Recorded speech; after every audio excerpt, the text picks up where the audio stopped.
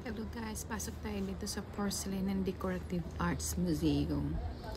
So yan, dito yan sa Georgia ha. Okay, so pasok na tayo. Ayan, si ate kasi nandun na sa loob. Ayan, ito yung kanilang mga collections. Tapos may tinanong ako dyan sa staff. If I press this one, it will make the sounds of this bird. Okay. Can you press it? Ayan. So yung pinress na ni ate, yun, ano na yung sounds, kung ano yung sounds ng ibon talaga in live. Ayan. So meron siyang red. Ang gaganda ng kanilang ano. Then, ayan.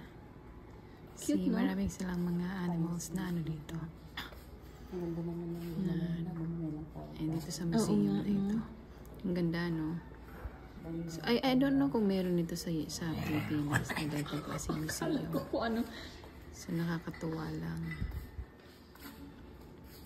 Oh, elephant. So, lilibutin namin yung buong museum.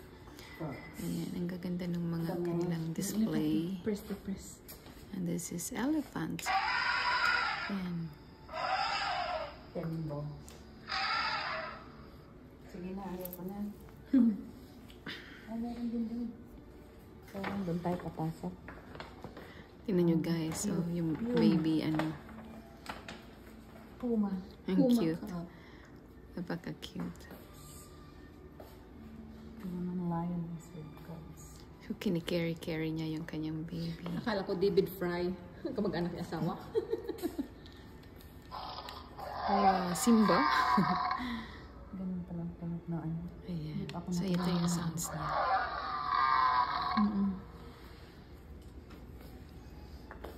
Tapos, dito sa isa pang room. Ayan.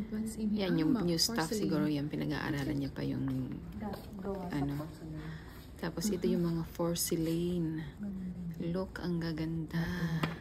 That's orchid. See? Hindi ako sa orchids yun. Ang gaganda talaga ng display ng museum na ito. At hindi lang ha, maganda din yung surroundings nila. Hindi ko nga lang na videohan. Next time, pagbalik namin dito, mag-ano ako ng video. So, ayan yung kanilang display ng porcelain. Look, diba? Napakaganda. Maa-amaze ka talaga. And then, nandun naman yung mga descriptions. See? Ito ang gaganda, no? Anyway, guys, like and subscribe to my channel. Bye!